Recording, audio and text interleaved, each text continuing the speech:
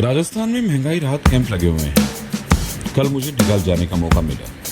महंगाई राहत कैंप में केवल 10 योजनाएं नहीं बल्कि कई तरह की पेचीदगियां भी हल की जा रही है। ऐसे काम जिसे करवाने के लिए आपको काफी समय लग जाता है, वही काम वहां चुटकियों में हल हो रहा है। ऐसा ही एक काम नाम शुद्धि का है, जिसे अगर आपको करवाना है तो मिनिमम 3 महीने लग जाएंगे, क्योंकि ये काम कोर्ट में ही होता है। शायद ज़्यादा समय भी लग जाए।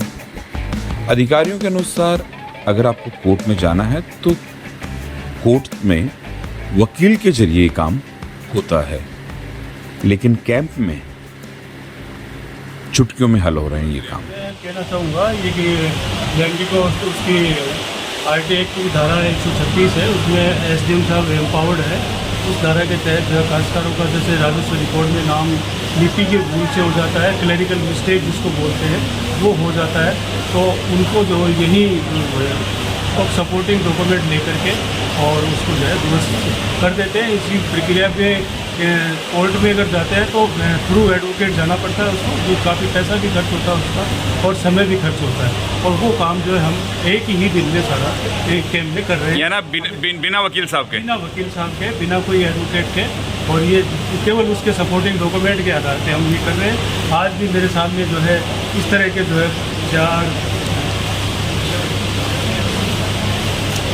8 प्रकरण जो है मेरे सामने है।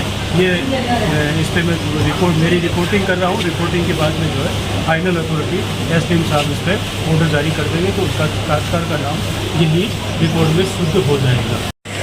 शुद्धियाँ हो रही है सर? शुद्धियाँ हो रही हैं, बंटवारे हो रहे हैं, रिकॉर्ड की प्रतिलिपियाँ दे रहे हैं, नामांकन हो रहे हैं, कई प्रकार के काम हो रहे हैं। शुद्ध मैंने देखा कि अभी मैंने तहसीलदार जी से बात की थी तो उनके पास 8 तो रखी थी और कुछ हो चुके हैं शुद्धियाँ। हाँ, और भी हमारे पास और भी तैयार करते हैं। और भी तैयार। अगर मान लीजिए मैं शुद्धि कराने जाता हूँ कोर्ट में तो कितना टाइम लगता है सर? तहसील में जाता हूँ तो SDM साहब के यहाँ वारदात करना पड़ता है, वकील करना पड़ता है, पैसा भी लगता है, समय भी खराब होता है। हमारे यहाँ कोई पैसा नहीं लगता, तुरंत काम होता है। मैम यहाँ शुद्धियाँ भी हो रही है, किस तरह से हो रही है? क्योंकि देखिए अगर हम कोर्ट में जाते हैं तो वकील की ज़रूरत पड़ती है, उसके बाद क्या प्रोसेस है यहाँ पे?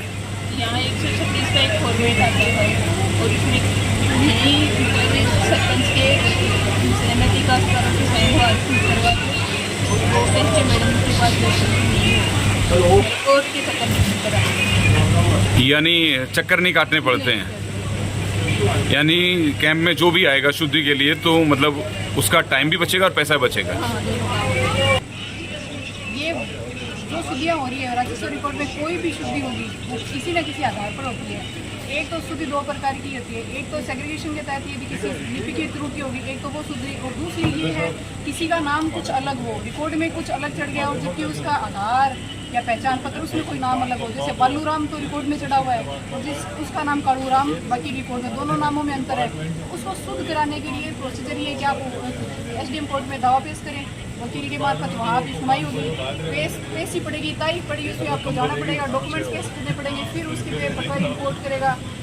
वो एक लंबा प्रोसीजर है और उसकी मतलब काश्तकारी की सहूलियत के लिए गवर्नमेंट ने यहाँ कैंपों में उसकी सुविधा दी है। 136 के तहत काश्तकारी अधिनियम की धारा 136 है, उसके तहत आप यहाँ हमें डॉक्यूमेंट्स दिखा दें कि दोनों आदमी एक ही है, एक मतलब एक आदमी 2 नाम या 3 नाम हो सकते हैं, उनको शुद्ध यहाँ किए हर कैंप में किए जाते हैं। तो मैं आपके मार्फत प्रत्येक आदमी को ये कहना चाहती हूँ कि आपके दस्तावेज में कहीं भी कोई गलती से कोई नाम गलत दर्ज हो गया या फिर और भी कोई अशुद्धि है तो आप हमारे आगे रखिए और हम उसको तुरंत प्रभाव से करवाने की कोशिश करेंगे और आपकी यथासंभव मदद करने की कोशिश करेंगे, जो हमारे रेवेन्यू स्टाफ का पूरा कर्तव्य है।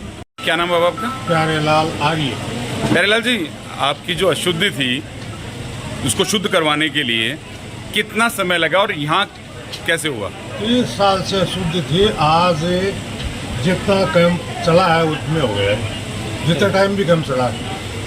कितना क्या क्या परेशानी हुई आपको? परेशानी मेरा नाम प्यारेलाल है, मेरे नाम के अंदर सेना में आर्य लिख दिया गया।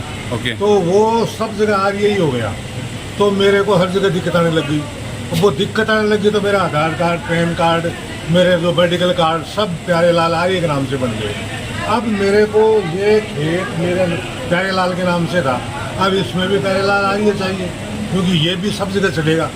तब मैंने ये मैडम को दिया था कि मैडम मेरा ये काम करवा, क्योंकि मेरा एक ही जगह बच गया इनाम।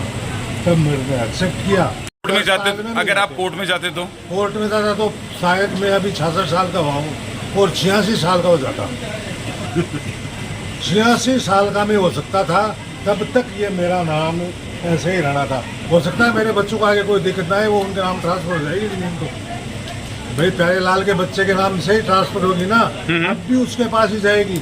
जमीन कहीं नहीं जा रही थी, लेकिन डॉक्यूमेंट जैसे यहाँ कोई कैंप में सहूलियत है, जैसे मेरा किसान कार्ड है, उसमें दिक्कत आने लगी। बैंक बोला कि आप अपने नाम के आगे आगे लिखाओ।